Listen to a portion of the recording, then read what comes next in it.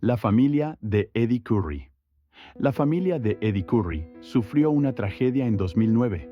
Nova Henry y su hija de 10 meses, Ava, fueron asesinadas en su casa en South Loop, Chicago. El hijo de 3 años de Nova, Noah, también estaba allí, pero de alguna manera no resultó herido. El responsable fue Frederick Goins, un abogado de 36 años que había representado a Nova en un caso de paternidad contra Eddie Curry. Ellos se involucraron sentimentalmente y digamos que fue una relación todo menos sana. Nova había intentado alejarse de él más de una vez. Incluso obtuvo una orden de protección en 2007, pero la canceló menos de 2 semanas después. Para el 24 de enero, Frederick ya había cruzado demasiados límites. Las pruebas demostraron que Nova sostenía a Ava cuando le dispararon. Noah estuvo solo con sus durante horas y le dijo a la policía que Frederick lo hizo. Incluso le hizo una señal para que guardara silencio, lo cual es absolutamente escalofriante. Cámaras de seguridad captaron el vehículo de Goings cerca de la casa en varias ocasiones antes de los asesinatos. Luego huyó a Michigan City, Indiana, donde fue encontrado usando la piscina y lavandería de un hotel, muy tranquilo. Durante el juicio en 2013, él negó todo, sin sorpresa, pero al jurado solo le tomó 4 horas declararlo culpable. Recibió cadena perpetua sin posibilidad de libertad condicional. La caída de Robert Swift. Robert Swift pasó directamente de la secundaria a la NBA, medía más de 7 pies y tenía un verdadero potencial, pero todo se desmoronó rápidamente. A los 21 años ya se había roto el ligamento cruzado anterior y se perdió toda una temporada. Al año siguiente se rompió el menisco lateral. Su cuerpo simplemente no aguantaba. Seattle decidió no renovar el contrato en 2009 y desapareció de la liga sin hacer mucho ruido. A pesar de haber ganado alrededor de $11 millones, los problemas económicos de Swift no tardaron en llegar. Compró una mansión en Samish, Washington, en 2006, pero en 2011 dejó de pagarla. Cuando salieron fotos en 2013, la casa estaba destruida. Vidrios rotos por todas partes, comida podrida, agujeros en las paredes y agujas de heroína en el suelo. También había armas y municiones. Ya no era una casa, era un peligro. Las cosas empeoraron en 2014, cuando la policía allanó una vivienda en el este de Seattle y encontró a Swift allí. Él admitió que estaba usando heroína y viviendo en la casa. En abril del año siguiente, se declaró culpable de poseer una escopeta recortada ilegal. Recibió una condena de 1 año en prisión y 3 años de libertad supervisada. Tras salir en 2016, intentó mantenerse limpio y volvió al baloncesto, aunque no a nivel profesional. Ha entrenado a niños, jugado localmente, pero nunca regresó al gran escenario. Si te está gustando este video, no olvides suscribirte y dejar tu like. La caída de Keon Clark. El paso de Keon Clark por la NBA se veía sólido en papel. Promedió más de 8 puntos, casi 6 rebotes y bloqueaba tiros con intensidad. Fue seleccionado en el puesto 13 del draft de 1998 y jugó en Denver, Toronto, Sacramento y Utah. Pero lo que nadie veía durante los partidos era su lucha con el alcohol. Clark luego admitió que nunca jugó sobrio, ni una sola vez. Bebía entre media y una botella de ginebra todos los días. Incluso se tomaba tragos en el entretiempo. Todo comenzó desde la secundaria y se convirtió en apagones diarios debido al alcohol. Después de que terminó su carrera, el dinero y la fama no ayudaron. Lo empeoraron todo. Para 2006 ya enfrentaba cargos por drogas y armas. Y ni siquiera se presentó a la corte. Fue condenado a 30 meses de prisión, aunque esa sentencia fue anulada por falta de representación legal adecuada. Pero los problemas no terminaron ahí. En 2013 se declaró culpable de posesión de armas y conducir bajo influencia. En otro, estrelló su auto contra un poste. Eso selló su destino. Fue condenado a 8 años en prisión en Illinois. Cumplió 4 y salió en julio de 2017. Desde entonces, ha estado en su ciudad natal de Danville tratando de reconstruir su vida. El accidente de Rodney Rogers. Rodney Rogers tuvo una carrera sólida en la NBA. Ganó alrededor de $27 millones y jugó en varios equipos. Todo cambió en 2008. Mientras montaba un vehículo ATV en una zona rural de Carolina del Norte, cayó en una zanja, salió volando por el manubrio y cayó de cabeza. Se fracturó la tercera vértebra cervical, quedando paralizado desde los hombros hacia abajo. Los médicos le dieron solo un 5% de posibilidad de recuperar la movilidad.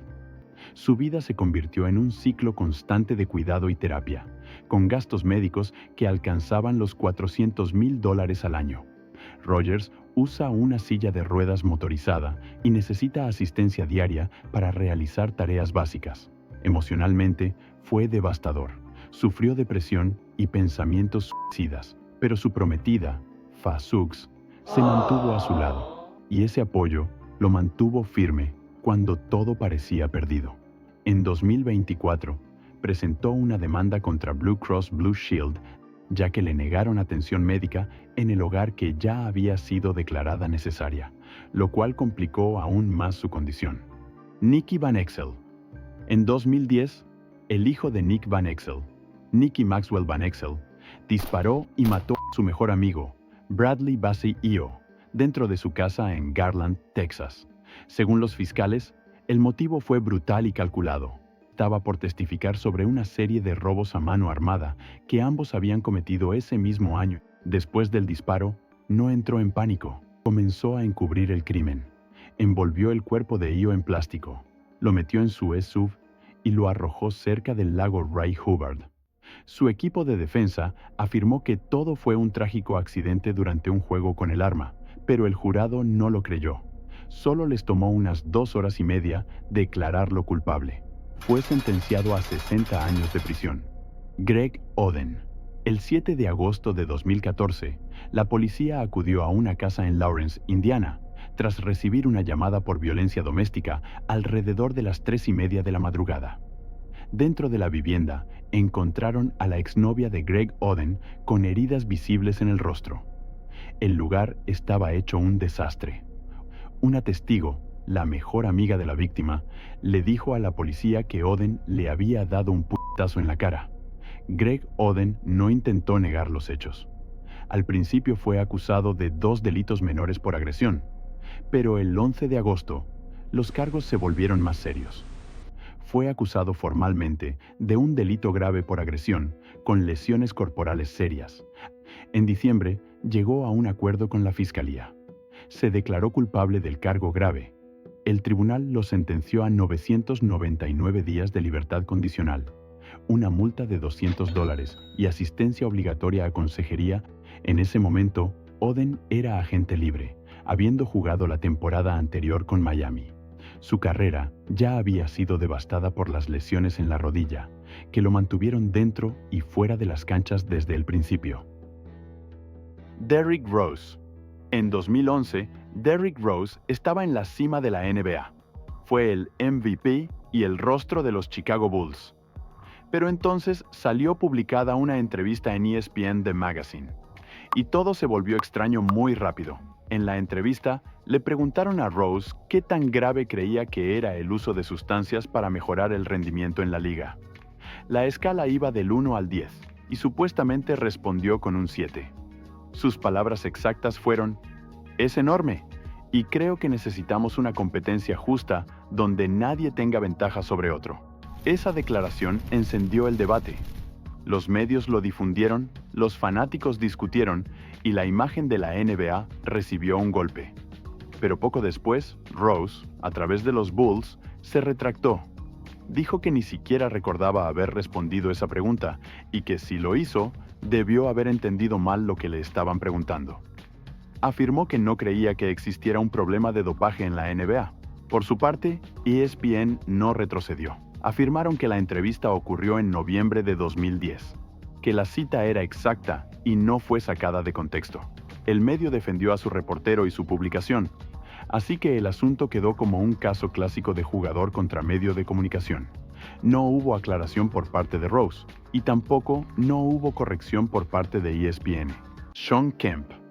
Los años posteriores a la NBA de Shawn Kemp no han sido precisamente tranquilos. En 2005, estaba sentado en un auto estacionado en Shoreline, Washington, cuando la policía se acercó debido al fuerte olor a marihuana. Al registrar el vehículo, Encontraron aproximadamente 60 gramos de marihuana, algo de cocaína y una pistola semiautomática. Fue arrestado y más tarde se declaró culpable de intento de posesión de más de 40 gramos de marihuana. Avanzamos a 2006, esta vez en Houston, Texas. Otro lugar, el mismo problema. Luego llegó el caso más reciente, en 2023. Kemp rastreó su celular robado hasta el estacionamiento del centro comercial Tacoma Mall. Pero no fue un simple caso de teléfono perdido. Según los informes, hubo una confrontación y se dispararon tiros. Kemp declaró que le dispararon primero y que solo respondió en defensa propia. No se presentaron cargos, pero el 14 de abril fue formalmente acusado de asalto en primer grado. Michael Ray Richardson fue la cuarta selección del draft de 1978 y rápidamente destacó en la NBA. Lideró la liga en asistencias en 1980, fue líder del equipo Pittsburgh Steelers 3 veces y participó en 4 Juegos de Estrellas. Ganó el premio al jugador que mejoró notablemente después de recibir tratamiento por abuso de sustancias. Sin embargo, su regreso no duró mucho. Entre 1983 y 1986 dio positivo en 3 pruebas de cocaína.